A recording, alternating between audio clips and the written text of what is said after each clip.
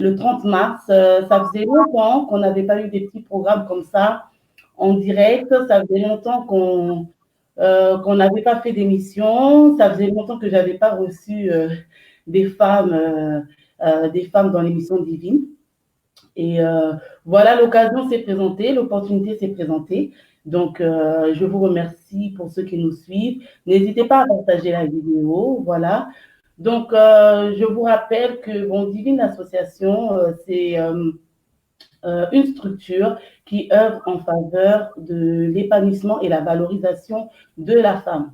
À travers l'association, on met en avant les femmes, on met en avant tout ce que les femmes sont et tout ce qu'elles font. Voilà, parce qu'il y a beaucoup de tabous, il y a beaucoup de clichés, il y a beaucoup de préjugés par rapport aux femmes, et cela dans toutes cultures confondues. Et souvent, on dit que la femme est le sexe faible. Souvent,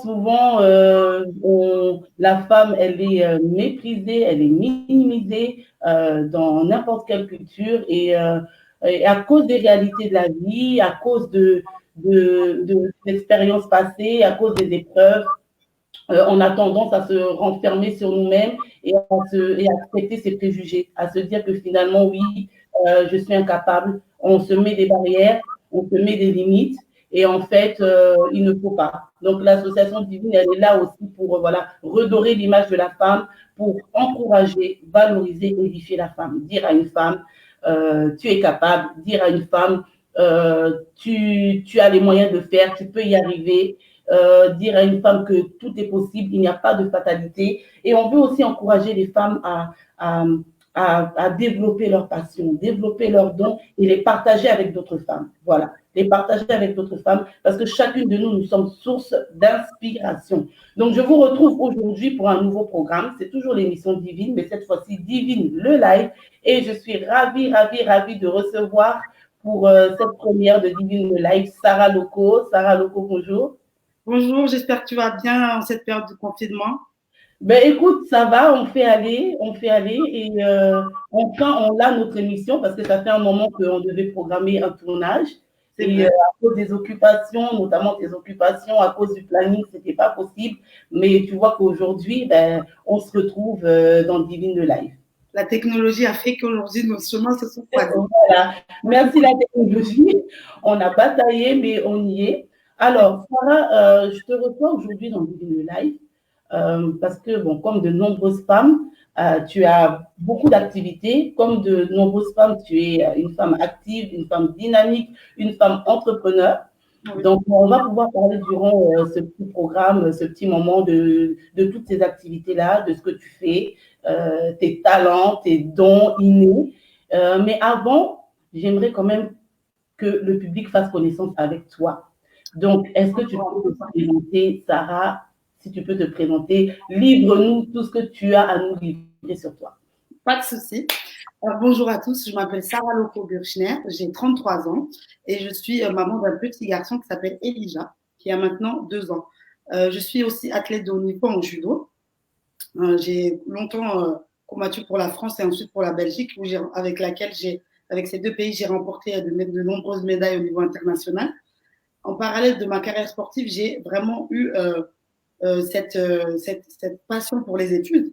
Donc, j'ai suivi un cursus scolaire en même temps que ma carrière sportive, un cursus qui m'a permis, entre autres, d'avoir un master en management du sport, mais aussi une licence en journalisme.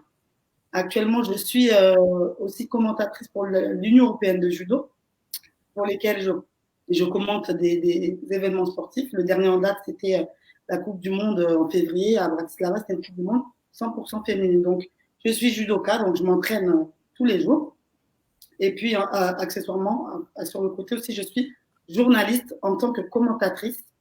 Et je me suis lancée dans une nouvelle activité qui est en rapport avec la nutrition et le coaching sportif. Ok, on va en parler. Alors voilà, je vous ai dit qu'il y a beaucoup de choses, il y a énormément de choses. C'est ce que j'apprécie chez la femme. La femme est multitâche. La femme est de nature multicasquette. La femme, elle peut faire plein de choses en même temps. Et non seulement elle fait plein de choses en même temps, mais elle excelle dans ces choses-là et c'est ce qui est formidable. Donc, voyez, femmes, vous avez du potentiel, vous avez des capacités, il ne faut pas vous négliger, il ne faut pas vous mépriser. Alors, Sarah, tu nous as parlé donc du judo. J'aimerais savoir, cette passion, elle est venue comment et elle est née quand? Alors moi, je suis d'origine congolaise. Mon papa, c'était un footballeur en République démocratique du Congo. Donc, il n'a rien du tout à voir avec le judo. Sauf qu'on était trois filles habitées ensemble dans la même maison et on n'avait pas de frère avec nous. On a un demi-frère, mais qui n'était pas avec nous. À cette époque-là, il était au pays. Et donc, on habitait dans une zone un peu sensible. Et mon papa, il dit, bon, les filles, comme vous n'avez pas de grand frère pour vous défendre, vous allez toutes faire du judo, on va vous inscrire au judo. Et un jour, en fait, à l'école, il y avait un petit garçon de ma classe qui m'embêtait souvent. À chaque récréation, il venait me frapper, sans raison. Il s'avère que son grand frère, c'était le caïd de l'école.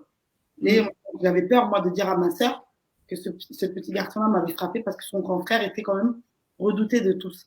Et un jour, j'ai expliqué le problème à ma grande sœur et elle a pris son courage à deux mains. Elle est partie voir ce garçon-là qui était soi-disant le caïd de l'école et elle lui a fait une prise de judo devant toute l'école. Waouh! Elle l'a mis KO, quoi. Et en fait, quand j'ai vu ça, j'ai dit, bon, en fait, il y a... Tu te rappelles le nom? Parce qu'il y a beaucoup de noms dans les prises de judo. Est-ce que tu te rappelles quelle prise elle lui a mis? C'est un haut gaucher à gauche et c'est mon spécial aujourd'hui. Waouh! Et donc, ma sœur lui a mis un haut gaucher à gauche, elle l'a fait tomber sur le bitume. Hein. Je suis honnête avec vous, elle l'a fait tomber sur le sol à la récréation. Et ce jour-là, quand j'ai vu ça, j'ai dit non, les femmes aussi sont fortes. Il y a des femmes qui peuvent battre des hommes. Pour moi, c'était un exploit. Ma grande sœur, c'était devenu mon héros, c'était devenu mon exemple. Même en rentrant à la maison, j'ai dit à mon papa, papa, il faut que je fasse du judo. Et c'est là qu'il nous a mis au judo. Ma grande sœur a commencé, ensuite j'ai suivi à l'âge de 6 ans, quand j'étais en CP. Et c'est ma petite sœur ensuite qui est venue après.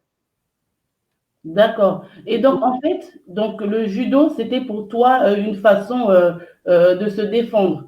Et bon, est-ce que ça aide? Est-ce que ça marche? Est-ce que ça aide justement par rapport à cette optique-là de pouvoir se défendre physiquement sans faire mal, sans blesser? Parce que je crois le but, c'est pas blesser, mais c'est maîtriser neutraliser son adversaire. Est-ce que tu peux nous en dire un peu plus sur la pratique du judo et judo comme moyen de défense?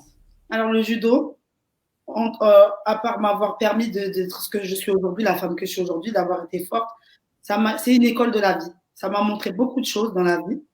Ça m'a appris le respect, ça m'a appris le contrôle de soi. Parce que quand j'étais petite, j'étais une fille assez dissipée.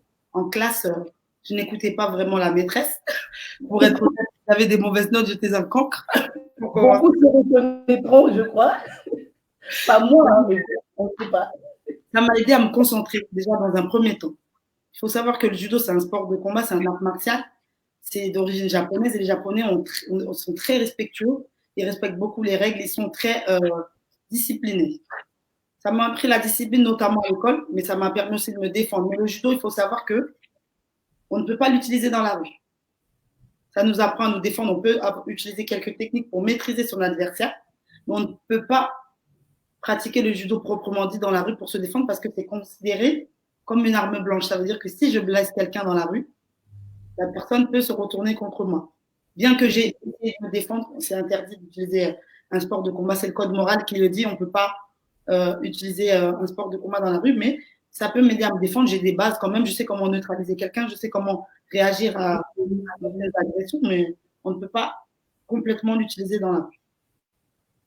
Voilà. Mais quand même, tu penses que ces bases-là, les bases du judo, est-ce que c'est important pour une femme de pouvoir les avoir, au moins les gestes de base? Parce que nous savons qu'on vit dans une société qui est bon, plus ou moins hostile à la femme. Oui. Et est-ce que tu penses avoir quand même des gestes de base ou maîtriser quelques techniques, ça peut aider? Bien sûr, ça m'est déjà arrivé d'être en soirée ou en boîte de nuit ou dans la rue et je vois des hommes qui ont un peu un comportement agressif envers moi, qui essayent de m'accoster ou qui essayent de me parler. Je suis pas très intéressée et je vois qu'ils s'approchent. Forcément, on a des réflexes. On se dit que si cette personne réagit d'une telle ou autre manière, on sait déjà comment on va réagir. Je sais que s'il vient m'agresser auprès, je sais déjà comment je vais le balayer ou comment je vais le renverser au sol. Mais on doit être vraiment prudent. Ok. Donc, tu as commencé donc le judo à 6 ans, Oui. avec comme pour modèle ta grande sœur qui avait déjà fait ses preuves. Oui. Et comment s'est passée alors l'évolution Alors, dans j'ai commencé le judo dans un presbytère. En fait, c'était un club de judo à la Courneuve qui était dans une église. C'était une église catholique et il y avait une salle de sport qui avait été créée au sein de cette église. C'était l'église Saint. Mais vos professeurs, c'était les prêtres ou pas? Non, c'était un entraîneur spécial, mais on avait une salle qui était réservée pour nous, qui avait été mise à disposition par l'église. Et le club de judo était là. C'est là où j'ai commencé à l'âge de 6 ans à la Courneuve, à Saint-Yves. Et donc, au départ, moi, j'étais une teigne, en fait. Mon entraîneur, il m'a dit, toi, tu vas être une championne. Parce que j'avais pas peur des garçons. Donc, il avait déjà décelé ça en toi à 6 ans. Il s'appelle Roger. C'est mon premier entraîneur. Il avait décelé que moi, je serais une championne parce que j'avais pas peur des garçons. À l'entraînement, les garçons craignaient de faire des entraînements, des combats avec moi. Ils balayaient. Même quand je les gardais au sol, je les griffais au visage. Vraiment, j'étais une teigne. Mais ça, c'est pas dans le code du judo, hein? C'est pas dans le code du judo, mais à cet âge-là, on sait pas trop, on apprend. Mais quand je me tenais au sol, là, je mettais toute ma force et je les griffais pour leur dire, moi, je suis la commandante. Vous, vous êtes des garçons, vous voulez faire la loi, mais je vous montre que moi, je suis plus folle que vous. Quand j'étais petite, j'étais vraiment une teigne. J'avais pas peur des garçons au judo. Je me faisais toujours remettre en place par mon entraîneur. Il me disait de me calmer parce que j'avais du mal justement à canaliser mon énergie. J'avais du mal à être disciplinée. Et quand j'ai commencé le judo, donc cet esprit de combatif, là, il était déjà en toi, en fait. En moi, mais on a réussi à le canaliser pour le mettre dans du bon, en fait. Le mauvais, on l'a transformé en une belle énergie. Et c'est comme ça que j'ai commencé à faire des médailles dans des compétitions toutes petites et que je me suis retrouvée après aller au niveau national et puis international en allant à l'INSEP ensuite.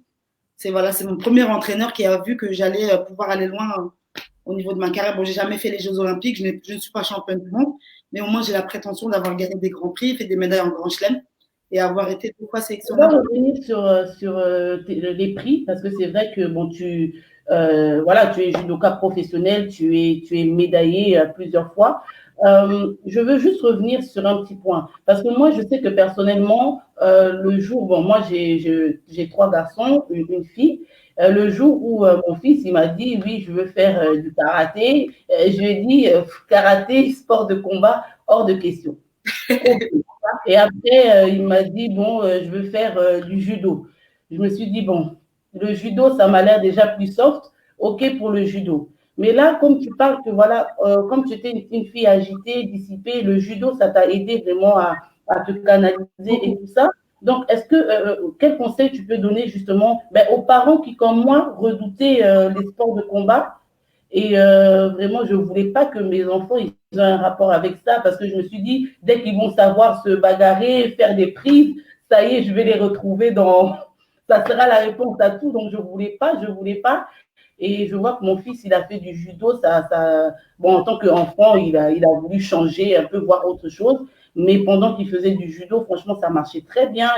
Il évoluait très, très bien. Et bon, j'ai pas eu ce souci de violence ou quoi. Mais c'est sûr qu'il y a des mamans ou des parents comme moi qui avaient cette réticence par rapport au judo, au sport de combat, pratiquer ça à son enfant. Ça coince un peu. Quel conseil tu peux donner par rapport à ça? Si vous êtes des parents et que vous m'écoutez aujourd'hui, n'hésitez surtout pas à mettre vos enfants dans les sports de combat, dans les arts martiaux. Le judo, le taekwondo, le karaté, tous ces sports-là, ils ont quelque chose qui fait qu'en fait, ça devient une école de la vie. On nous apprend des règles dans ces sports-là que l'on pratique ensuite à l'extérieur. C'est-à-dire qu'on sait que quand on va au dojo, on doit venir avec un kimono propre. Ça, c'est déjà la base. Toujours kimono propre. On range ses claquettes bien alignées. On doit saluer son adversaire. Ça, c'est le respect. On doit écouter lorsque son professeur parle. C'est le respect des adultes. Il y a beaucoup de règles qui sont dans les arts martiaux qui sont après à utiliser dans la vie de tous les jours. Et moi, ça m'a beaucoup aidé aujourd'hui. Si j'avais pas fait de judo, je pense que je serais peut-être une voyou ou je ne sais pas quoi. Ça m'a beaucoup aidé dans les études à avoir des diplômes, à être concentrée en classe parce que j'avais démarré, je n'étais pas très bonne à l'école. Et en arrivant à la fin de la primaire, j'ai commencé à avoir des félicitations. J'ai eu des diplômes. J'ai commencé. Ok, donc en fait, ça apporte des valeurs en fait, humaines. Donc j'ai commencé à avoir des choses comme ça qui sont arrivées. Et donc voilà. Ok. Donc, tu nous as dit que tu étais médaillé, tu as remporté des médailles. Est-ce que tu peux nous parler un peu des différentes compétitions que tu as faites et les compétitions et puis les médailles que tu as remportées, voilà. Alors, j'ai déjà gagné des grands prix, des grands chelems. Il y a mon fils qui est là, mon Il bébé. n'y a pas de souci. Ah ben, on est maman, hein. Des grands chelems. Et donc, voilà, déjà, j'ai gagné des grands prix. Je viens juste de se réveiller. J'ai gagné des grands prix, des grands chelems. Ce sont des tournois internationaux qui, notamment, offrent des points pour les qualifications olympiques. J'ai déjà été aussi dans les 5 meilleurs championnats d'Europe. Et puis, j'ai eu la chance aussi de participer plusieurs fois au championnat du monde et à avoir 2 sélections olympiques, en 2008 et en 2012. Waouh, ok. Ok, ok.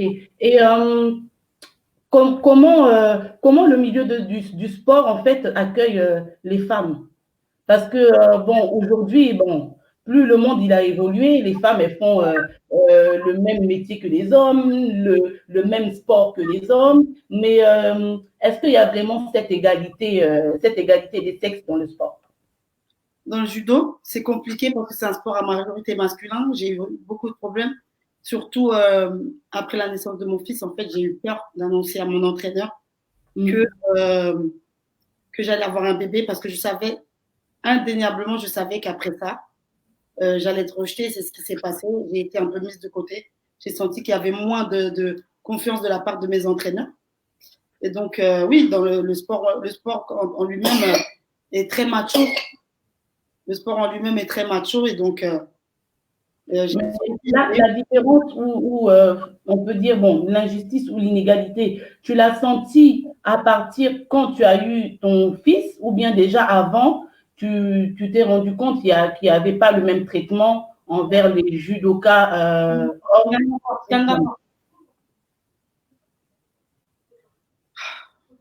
Oui, je disais par rapport à cette égalité des sexes dans le sport, cette injustice ou cette différence, tu l'as senti que quand tu as eu ton fils ou bien déjà avant, tu sentais qu'il y avait au niveau des salaires, ce pas les mêmes salaires. Dans les sports, dans tous les sports, hein, les femmes sont moins bien payées que les hommes. Déjà, il y a cette différence-là. Et ensuite, on n'est pas traité à la même enseigne. Surtout que nous, on donne naissance. Les hommes ne donnent pas naissance. Et nous, donc, on a ça en plus, en fait. Et on ressent vraiment la différence. Différence de salaire déjà dans un premier temps. Et puis après, quand on donne un bébé, c'est comme une petite mort. Hein. On le sait que quand on donne naissance, on ne nous fait plus confiance. C'est considéré comme une petite mort. Et donc, toi, tu as vécu ça concrètement? Donc, à partir du moment où tu as eu ton fils, j'ai vécu. elle a pris un coup. Comment ça s'est passé? Au niveau de ma carrière, j'avais plus de soutien, plus de sponsor après la naissance de mon fils. Waouh. Ok. Donc, oui, on sent la différence. Ok, d'accord. Et donc, aujourd'hui, est-ce que tu es toujours, tu fais toujours des compétitions ou comment est-ce que ta carrière elle a évolué? Alors là, j'ai eu mon fils il y a 2 ans. Maintenant, je m'occupe très bien de mon fils. Je continue mes entraînements. J'avais repris la compétition après la naissance de mon fils. Soit 10 mois après la naissance de mon fils, j'avais repris la compétition. J'avais fait une 5e place dans une compétition internationale. Et c'était quand même encourageant parce qu'après seulement 10 mois, après 10 mois plus de 10 mois sans activité, c'était quand même très encourageant. Malheureusement, j'ai eu une blessure au genou. Et donc là, je suis en convalescence. J'ai déjà repris les entraînements et j'espère bien reprendre les compétitions assez tôt. J'espère bientôt. Vous en saurez rapidement. Je vous dirai rapidement. Justement tu as dit que tu t'es arrêté pendant un moment. Bon, la reprise, elle sera difficile ou bien comment est-ce que tu te maintiens? Est-ce qu'il y a une hygiène de vie? Est-ce qu'il y a une, comment dire, une hygiène de vie à avoir? Est-ce que des exercices particuliers? Comment tu fais pour te maintenir, pour justement à ton retour être en forme, quoi, pour pas perdre cette forme physique et que tu avais avant ton arrêt?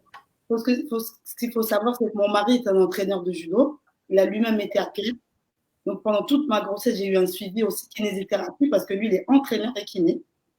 Donc, j'avais le suivi à la fois sportif et kinésithérapie. Et donc, il m'a vraiment guidée pour ma reprise. On a commencé progressivement les entraînements après la naissance de mon fils. Et donc, jusqu'à la reprise de la compétition ensuite. Et bah oui, j'ai eu une hygiène de vie, c'est important parce que j'avais pris 23 kilos et puis du coup, j'ai réussi à les perdre en 10 mois. J'ai fait une Wow. alimentation équilibrée, rééquilibrage alimentaire. J'ai perdu mes 23 kilos sans problème en maintenant une activité physique régulière et en mangeant très équilibré. Aujourd'hui, d'ailleurs, Wow. pour la nutrition, j'ai lancé ma propre activité. Enfin, je n'ai pas lancé ma propre activité, mais j'ai décidé de me lancer dans une activité sur la nutrition et le coaching sportif à distance. Donc, s'il y a des femmes qui sont Donc, intéressées, comment ça se passe? Comment ça se passe? Bon, est-ce que tu peux nous détailler, par exemple, ta journée type? Ta journée type, là, la journée type de Sarah Loco en tant que grande sportive pour garder la forme. alors normalement, le matin tôt, je me lève et je fais un footing pour commencer un peu la journée. Et puis, je viens prendre mon petit déjeuner. Mon fils se lève, donc je lui donne aussi son petit déjeuner. À midi, je prends mon repas et puis l'après-midi, j'ai un entraînement soit cardio, soit musculation ou judo. Ça dépend des périodes. Mais en ce moment, comme il y a un peu le confinement ici aussi en Allemagne, on ne peut pas aller dans les centres d'entraînement. Donc, je m'entraîne en extérieur, en forêt ou en bas de chez moi. J'ai tout le matériel nécessaire pour pouvoir faire le sport. Et ce qu'il faut savoir, c'est que mon programme de nutrition et coaching sportif vous propose aussi des entraînements à faire à la maison, à l'intérieur de chez vous. Vous n'avez pas besoin euh, de matériel. J'ai des exercices à vous proposer et vous pouvez garder la forme pendant cette période-là de confinement. Ben, justement, là, tu nous parles donc, du programme, ton programme de nutrition, le programme que tu viens de lancer, là, pour le grand public. Est-ce que, oui, bon, tu me diras, oui, l'alimentation, c'est important, mais j'avais une petite question. Est-ce que respecter les heures, c'est important? Est-ce que respecter les heures de repas, c'est important? Parce que surtout, là, comme tu as dit, on est en confinement. Bon, est-ce que, voilà, si on traîne un peu au lit, on peut prendre son petit déjeuner, moi, je sais pas, moi, à 11 heures, à 12 heures, ou je ne sais pas, est-ce que c'est important de pouvoir respecter comme ça les heures de repas et les Chacun, différents repas de la journée? chacun est libre de prendre son petit déjeuner à l'heure qu'il veut, sauf qu'il ne faut pas sauter les repas. Ça veut dire que si vous mangez votre petit déjeuner plus tard, il faut que tous les repas soient décalés, mais que vous les preniez quand même. Parce que c'est sauter les repas qui fait prendre du poids. Lorsqu'on saute un repas, c'est ça qui nous fait prendre du poids. Ce qu'on n'a pas consommé dans le repas suivant, on le consomme. Par exemple, si on ne mange pas le matin, le midi, on va consommer plus. Déjà, on va augmenter le nombre de calories. Le pic va être déjà plus élevé à midi. Donc, n'hésitez pas. Il faut toujours faire 3 repas par jour. Un le matin, un petit déjeuner, même si vous ne mangez pas. Même si vous ne mangez pas. Il faut. Ah, il faut vraiment faire 3 repas par jour. Maman, tu peux. Voilà, on ne respecte pas les heures, mais il faut respecter ces repas-là, quoi. Et puis Voilà. rattraper, et puis garder le décalage. Voilà. Maman, s'il te plaît, la porte. Dans un direct. Hein. Bon, ok. Donc, en fait, oui, bon, là, tu nous as parlé, on est en confinement. Bon, voilà. Là, tu es en direct donc, de l'Allemagne. Et puis, bon, direct, bon, on sait très bien, on est à la maison, hein, il y a du monde derrière, à côté, il y a la famille, il n'y a pas de souci. Comment est-ce que vous avez reçu la nouvelle du confinement en Allemagne? Est-ce que ça s'est passé comment? En Allemagne, en fait, l'épidémie a été gérée un peu mieux qu'en France. On est quand même conseillé de ne pas trop sortir, mais on a le droit de sortir. Ça veut dire que lorsqu'on est dehors, il n'y a pas de policiers comme en France qui nous demandent où on va. On doit vous ne pas une attestation? Non, on ne présente pas d'attestation. On peut rester, on peut sortir. Moi, je sors vraiment pour aller faire les courses ou des fois faire une petite balade en forêt. On a le droit de sortir. On doit juste adopter les règles d'hygiène comme tout le monde. Tout le monde porte des gants ici. Les personnes portent des masques. Les gens sont vraiment à cheval sur les consignes. Et donc, nous, on n'a pas de policiers qui nous arrêtent dans la rue. On évite quand même de sortir parce que bon, c'est une épidémie qui est très grave. Hein. Elle touche beaucoup de monde. Elle touche la terre entière. On évite de sortir. Mais on évite de trop sortir, mais quand on sort, c'est pour aller au supermarché et prendre vraiment les choses. Voilà, c'est des sorties indispensables, quoi. Vraiment, quand on prend l'air, c'est en bas de la maison. On a juste à côté de chez nous, on a un parc avec de quoi aller prendre l'air et respirer, faire des activités sportives, mais on ne va pas si loin. On ne va pas au restaurant. De toute façon, les restaurants sont tous fermés ici. Ils proposent que de la vente en tout est fermé aussi en Allemagne, tout est fermé aussi. Voilà. tous les magasins qui ne sont pas utiles. Par exemple, en France, bon, c'est notre président qui a fait une allocution officielle pour annoncer les nouvelles règles et puis pour annoncer le confinement et les nouvelles règles. Voilà, c'est ça. On est quand même aussi très à cheval. Il y a des restrictions comme partout, mais les Allemands sont très disciplinés, donc l'épidémie, elle a été vraiment prise au sérieux dès le début. Il y a eu des déploiements qui ont été faits dès le début. Et je pense que c'est pour ça que l'épidémie, elle n'avance pas la même vitesse qu'en France, par exemple. On voit aussi des hôpitaux allemands qui accueillent des malades français. Donc vraiment, il y a des moyens qui sont mis en place vraiment en Allemagne. Tout le monde respecte les règles de sécurité, tout le monde, les consignes de propreté, pardon. Tout le monde porte des gants, on voit des soins avec des masques, tout le monde avec un gel. Vraiment, ici, ils sont très disciplinés. D'accord. Alors, bon, nous le rappelons à vous qui nous suivez, de toute façon, c'est le monde, c'est le monde qui est touché par ce virus-là de Covid-19. Donc, c'est vrai que bon, nous, on voulait faire ce live-là, Divine le live, pour quand même montrer que voilà, la vie continue. La femme, elle est toujours sur le terrain, elle est toujours active, bien que confinée. Mais c'est vrai qu'on ne doit pas ignorer que le virus, il est là, qu'il est dangereux, il est mortel, il tue, et il faut absolument respecter les consignes de mesures sanitaires. Donc ici, on est en confinement, on ne sort pas de la maison, sauf vraiment pour les sorties indispensables. Il faut remplir l'attestation. Les raisons valables sont inscrites sur l'attestation. Donc, il suffit de renseigner son nom, prénom et date de naissance, cocher la case et dater et signer et on sort avec cette attestation. Mais vraiment, si c'est indispensable pour des raisons de santé, aller intervenir auprès d'une personne vulnérable, pour aller travailler. Et voilà, donc tout est détaillé. Tout est détaillé sur l'attestation et surtout les consignes d'hygiène. Voilà, se laver les mains scrupuleusement, bien se laver les mains, éternuer, tousser dans le coude. Alors, toutes ces consignes sont répertoriées sur le site du gouvernement, gouv.fr. N'hésitez pas. Et puis, ça circule partout sur Facebook, sur tous les réseaux sociaux. Il faut vraiment le respecter parce qu'on est en temps de pandémie. Donc, le virus lui-même, comme on dit, il ne circule pas. C'est nous qui le faisons circuler. C'est ça. Donc, si on est à la maison, on respecte toutes ces consignes, alors on y viendra à bout. Voilà. Donc, sortez là, donc tu n'as pas baissé les bras, tu t'es pas laissé aller, tu as développé des activités. Tu as développé un programme, tu as développé des activités. On peut le voir sur ta page Facebook Sarah Loco. Est-ce que tu peux nous parler de ce que tu as mis en place? Alors, je n'ai pas mis en place, je travaille avec des autres coachs. Nous proposons des suivis alimentaires sur 4 mois, suivant les objectifs de chacun. Il y a des détox, il y a des tonifications, il y a des pertes de poids, il y a prise de masse. Suivant les objectifs de chacun, on les suit pendant 4 mois. On leur propose aussi des compléments alimentaires, que ce soit pour la perte de poids, pour la rétention d'eau éventuellement, pour la fatigue, pour les inflammations articulaires. On a de tout en vrai pour pouvoir vous suivre et pour vous aider à atteindre vos objectifs. En parallèle, il y a aussi un suivi sportif qui est proposé. Un suivi sportif à la fois pour la maison et pour la salle de musculation. En l'occurrence, comme en ce moment c'est le confinement, il y a des programmes à la maison à faire qu'on donne à nos challengers, on appelle ça des challengers, des personnes qui suivent nos programmes. Et donc actuellement, comme je débute, le temps que tout se mette en place, donc ça marche pas mal. J'ai des clients déjà qui sont très satisfaits de leur premier jour avec moi et puis j'espère que ça va continuer. Si vous avez des objectifs, n'hésitez pas à me contacter sur ma page Instagram @Loukoumania. Loukoumania, ça s'écrit Loukoumania. Sinon, ma page Facebook, c'est Sarah Loco Gürschner. Gürschner, Gurschner. Voilà. Ok, donc le programme, il dure 4 mois, c'est ça? 4 mois.